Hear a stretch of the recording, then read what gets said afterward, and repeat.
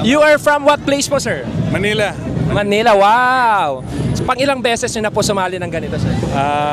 Third time. Second time here in Mindanao. Wow, what makes you decide na sumali ng paulit-ulit sa ganito? The thrill. Thank you. How young are you right now? Oh, I'm old. I'm almost 60. Wow, so any message to those who are at your age who already feel tired right now? Oh, keep on riding. Makes you feel young. Makes you feel young. That's it. Thank you, sir. Have a safe trip. Welcome to Cotabato. If I may ask, sir, ilang taon na po kayo, sir? 60. Wow, 60. Retired na po ba? Malapit na. What does it mean at your age being one of the Ironman riders? What does it mean? Yes. It means enjoyment. Yun. Any message po para sa mga about to retire na mga kagaya nyo? Enjoy as early as possible.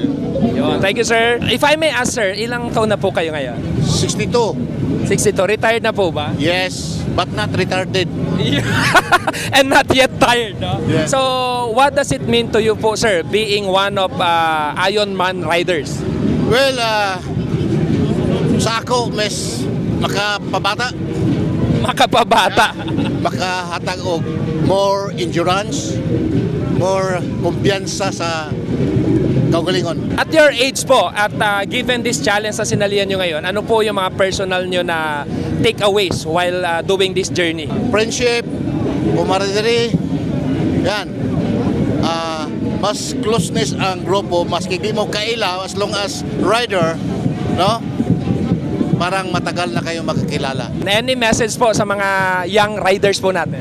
Well, young riders, kung may bala kayo na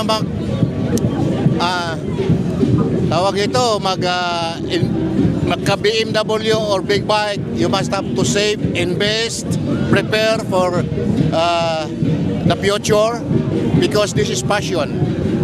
This is determination. You can acquire all these things if you will hard work.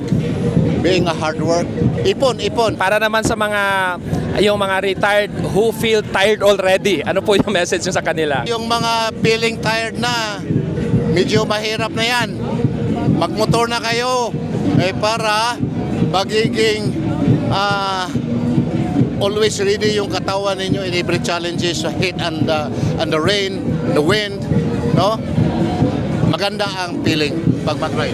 Nakakatulong po ba, sir, itong ganitong klaseng activity on coping up with health challenges Yes, ngayon? of course.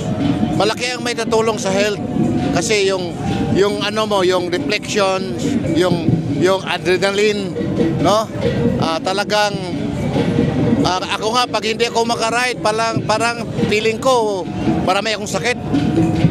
No? Pero kung makaride kami sa grupo, wala nang sakit.